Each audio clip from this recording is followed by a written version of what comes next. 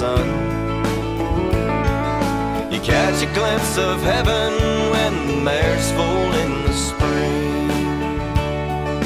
Long live the Mustang, let their freedom ring. Hi, I'm Steve Smith. Welcome to this episode of Long Live the Mustang. Today my special guest is J.W. Brooks. J.W. is one of the best, if not the best, custom hat maker in America. J.W., thanks for being on the show. Yeah, thank you very much. J.W., whenever I look at your hats here, I think of Ansel Adams. For those of you who don't know who Ansel Adams is, he was a photographer that was hired by the government in the 1940s to go around all of the national parks and take pictures of them. He would wait hours and even days to get the right shot that he wanted. Once he got that shot, he would go to the dark room, and the dark room is where he did his magic. And you could hang one of his pictures on a wall and have 40 pictures around it, and you would know an Ansel Adams picture as soon as you saw it. And your hats are really no different. I've been at events and I've seen hats just all in an arena, but as soon as I see a J.W. Brooks hat, boom, I know exactly where it is. Hey, thanks. That's a great compliment. I've never heard that one before, but I appreciate it. Yeah, I mean, we take a lot of time and try to build the very best hat in the industry, and just fortunate. We're just blessed to be able to do that. Well, you definitely got a good product. I know when I see it shows, I mean, I sit and ogle at them for at least 30 minutes, and I'm just like, wow, I mean, they're incredible hats. But they're beautiful, and there's a lot of artwork that goes into these, and your background is actually in art, isn't it? Yeah, I started out, I was actually just doing Western art, commission work, all kinds of stuff, a lot of pencil stuff. And right out of high school, that's kind of what I was doing. And that's, I'm from Durango, Colorado, so that's when Kevin O'Farrell, who had his O'Farrell Hat Company there, he hired me to come crease hats for him because he saw that I had a little bit of an artistic eye, and it was fun. I mean, it's just a heck of a lot more fun than sitting there in the quiet, drawing. So I just stuck with it, and 23 years later, we're just loving it and building the best hats in the business. Definitely, you definitely are. Well, I first noticed you at a Mustang event. I believe it was the Extreme Mustang Makeover. You've been with the Mustang community for a number of years, and you've generously donated hats to the winners of these events at the Mustang Makeover, the Extreme Mustang Makeover, the Mustang Million, and a few other events. And there's also a few celebrities that are wearing your hats within the equine community. Tell us what you think about the Mustang community. I know you got a lot of good friends in the Mustang community, and the Mustangs are great animals. Just tell us your overall. It's just great. I mean, we've been a part of the Mustang Heritage Foundation, a sponsor for I don't know how many years, and I can tell you that every year we look forward to going to those events. I mean, it's just there's events that I don't look forward to going to, but that's one that I do. And you get to see everybody, and it's just a real good group of people, and they care about their horses, and it's just a fun place to be. Awesome. This is one of your hats. Can you tell us a little bit about this hat? Well, this is from our ladies line. We got a Neon Cowgirls, which is kind of a women's line of hats, and we do some crazy stuff, but we try to keep it classy and keep it neat, and it's a trending thing, and it's really picked up over the last 5 years, and I don't really know much to say about it. I mean, they in the show ring there was for quite a long time the shirts and the jackets just got louder and louder and brighter and brighter, and now it's kind of going the other way a little bit where they're toning down what they're wearing here and spicing up the hat a little bit. So this is fun, and this keeps it fun for me. I mean, our main business is building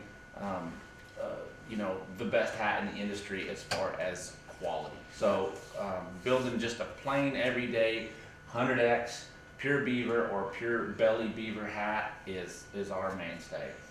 But this is fun. This allows me to sit down and draw again, get some neat ideas, and create some stuff. So yeah, I enjoy it. Well, we're here in your shop. This is where the magic happens. Oh yeah. So you mind showing us around a little bit and show us from start to finish, say from like if someone wants to come in and they want to order a hat. I know that you put some sort of measuring device on the head, and then and then you go from there. That's where the creativity starts to flow. So you mind showing us around a little bit? Yes, not a problem. Let me show you where we start. Okay. Stay tuned, folks. We'll be right back with J.W. Brooks here on Long Live the Mustang.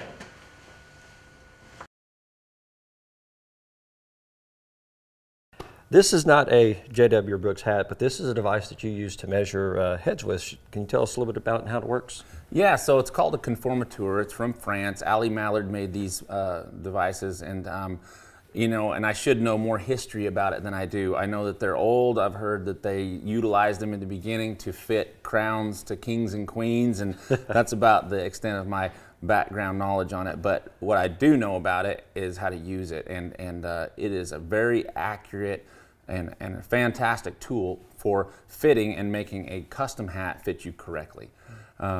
Basically, the way it works is you slide a piece of paper into this deal here, lock that down, and then you slide this down on the customer's head, and as you do, these pins move out. And as they move out, you pull it right down to where the hat would fit, and that becomes a smaller version of the shape and size of their head. So, and I can show you kind of a couple examples here, but everybody's different. I mean, you got everything from little bitty pointed ones to longer pointed ones to round ones, and so it's just neat to have a custom hat fit you like it's supposed to fit you. Yeah. Versus you know, a manufactured hat that's just going to have more of a standard oval shape, and you'll have a little bit of pressure point here or there, a little bit of gap here or there, and this allows it to fit comfortably all the way around your head, which enables it to stay on when you need it to. Okay. Do you get a lot of looks when you stick this on somebody's head for the first yeah, time? you know, but nobody, you know, they're just interested. They're just interested in how it works. So yeah, absolutely. I remember the first time you stuck this on my head, it was at the Extreme Mustang Makeover. I think it was 2010. And I was sitting there and you was putting that on my head, and I started looking around like, nobody's watching. Yeah, it'll make people stop. That's it's for kind sure. of funny. It's interesting. Yeah, yeah. It's a great tool. I like the way it measures just precisely.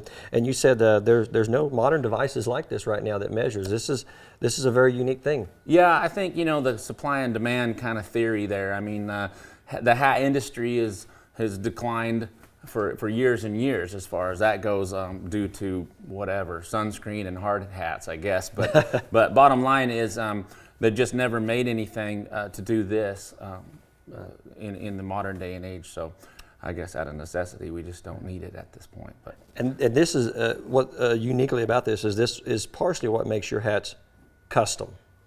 Yeah. Custom hats are not just, I'm going to make a hat that you like that looks good. This is one that's specific. This helps you build a hat specifically built for the shape of your customer's head. Yeah, and that is, I mean, there's two complete different aspects of custom. And then one is customizing, you know, and making something that's yours as far as look and style. But fit is a whole nother part of that. And you know, it's just hard to explain until you get one, and I think, you know, as soon as you get one, you get it. I mean, you just you tailored understand suits, that tailored hats. Yep, they fit right and feel right, and they stay on when they're supposed to. And I mean, it just yeah, you'll never go back once you get one of these.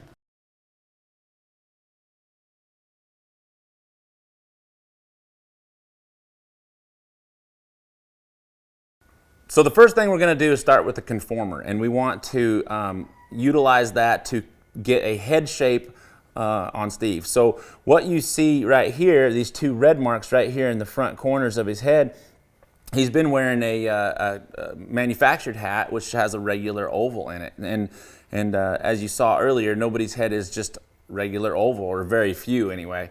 So this will allow us to build Steve a hat that contours his head and will eliminate the pressure points that he has right now, and allow that hat to stay on a little bit better.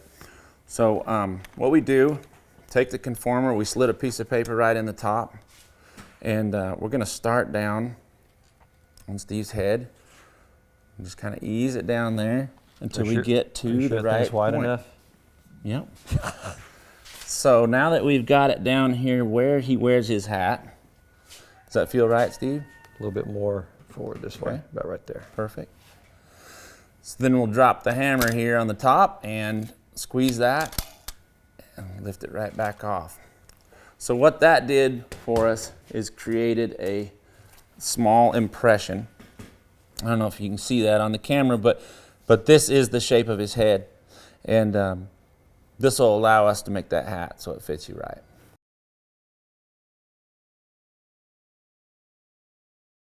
Well, what's the next step?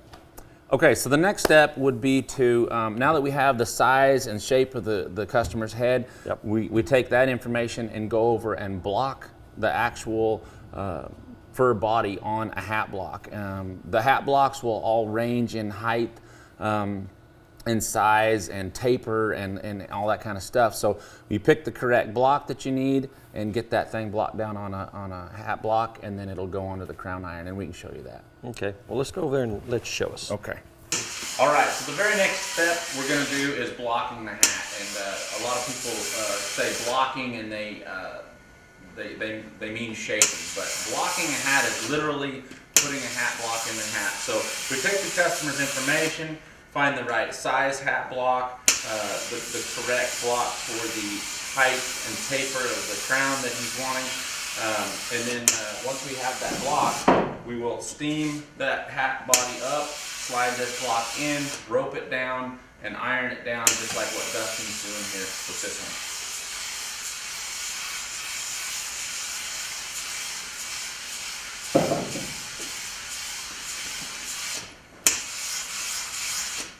So what he's got going on now is that he is got the hat block pulled down to the bottom of the block. He's got it roped down so it's not going to move, and he's using a steam iron to kind of shrink a little bit of that excess fur down, get it a little bit tighter to the block right before he puts that onto the crown iron, and then the crown iron will put the finishing touches on that job.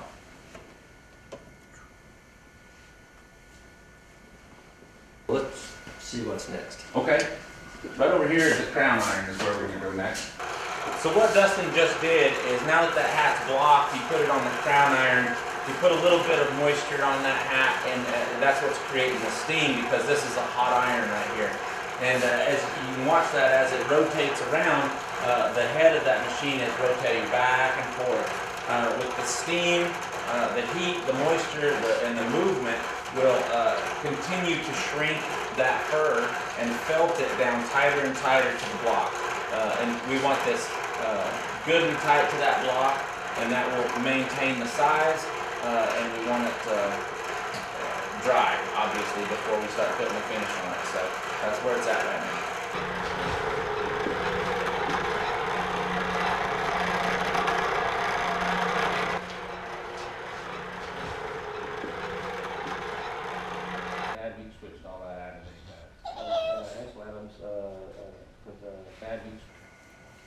All right, Steve, so now that we've blocked and pressed and ironed that hat and it's at a dry stage, we spend a considerable amount of time on the finish.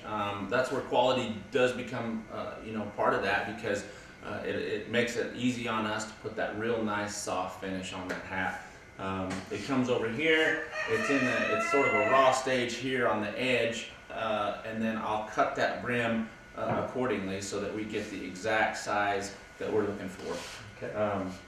This hat's already been cut, leather sweatband stamp. This is a hat for Bobby Kerr, so this is his brand new one, and it's ready to get finished. And so we need to start trimming the hat. So I'm going to take you over and show you how we cut the sweatband to the correct length, sew it all together, and put it in the hat. Great. All right, well, let's head over there. Okay. Stay tuned. We'll be right back with custom hat maker J.W. Brooks here on Long Live the Mustang. Good.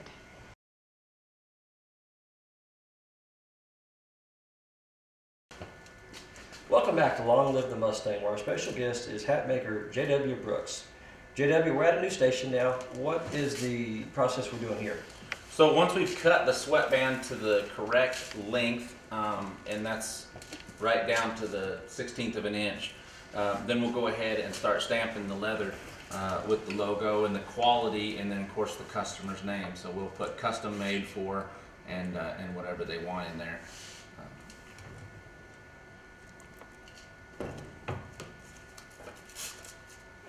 There you go. Awesome. Yeah. So once we've done that, we've got the logo, the quality and custom made for and the customer's name, then that's where we're at here, and we'll move over there and we'll sew it together, and then we'll put it in the hat. Great. Well, let's do the next thing. Okay.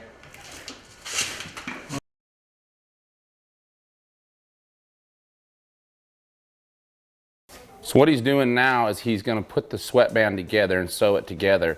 But what he's done there is cut the reed a little bit longer than the leather. And he's going to use a little ferrule to put those two reed pieces together. And what that does is it rolls the stitching outside the hat band so that your head isn't touching the actual stitches. All right, we'll put a bow on it and then we'll be ready to put it in the hat.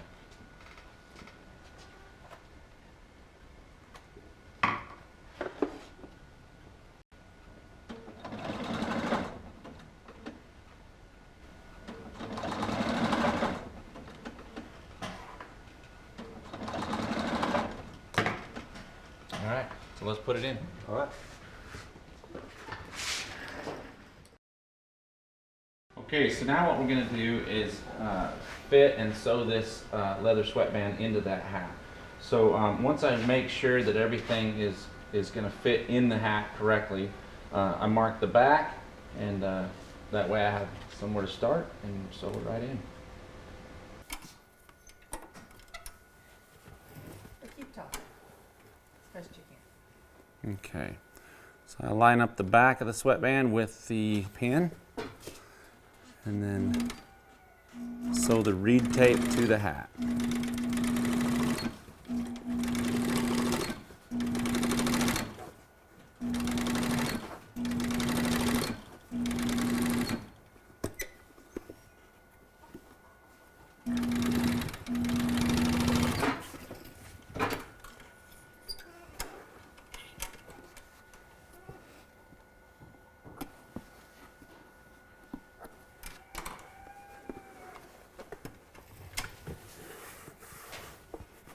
There we go.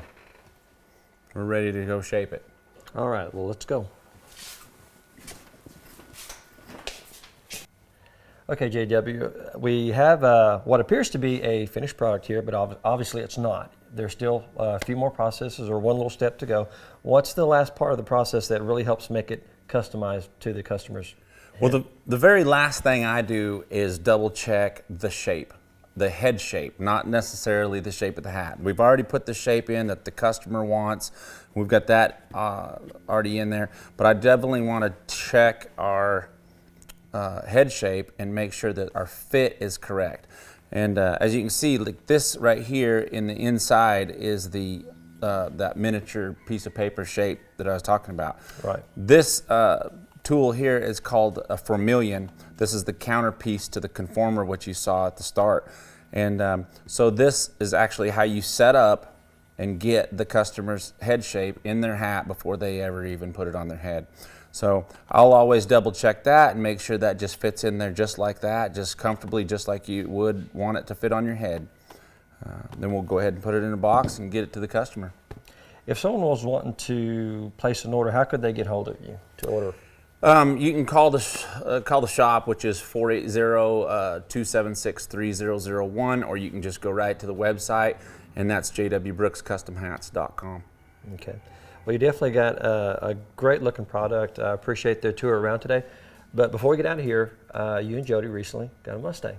Yeah, Jody, my wife, she picked up a Mustang a few months back, and so she's all excited about this one for sure. Well, I think she's out there working it. You mind if we go out back Yeah. and bug her for a little bit? Yeah, absolutely. Let's go. All right, let's go.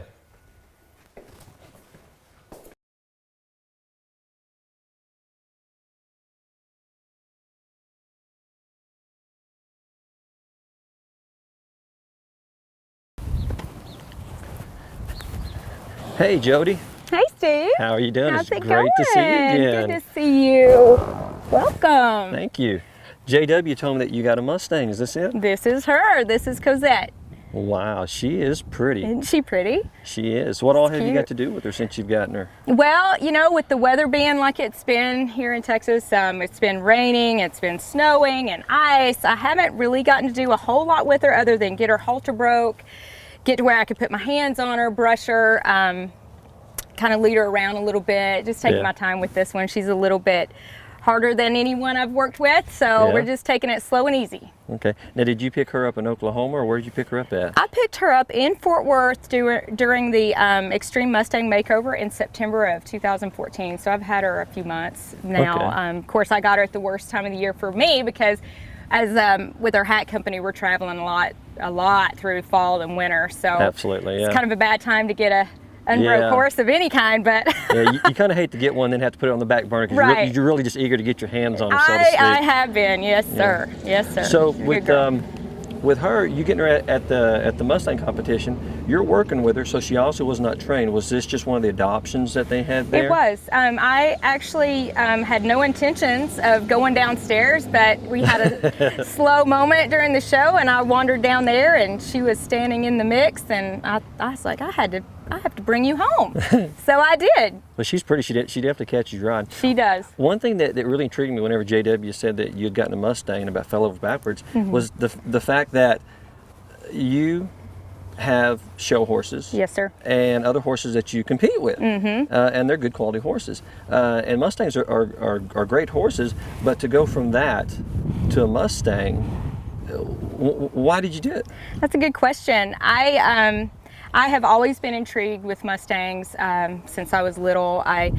There's something romantic about them. There's something about the Wild West. And to be honest, in my opinion, I feel like it's a patriotic thing as well for me. Anyway, they're America's horses, and you pay your taxes and you pay for them whether you realize it or not. So why not have one in your backyard? They're part of our history, and Absolutely. And so that's what I enjoy about it. Yeah.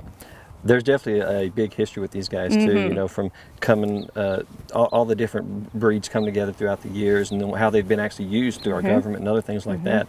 And it's really intriguing. So that's really cool that you're doing that.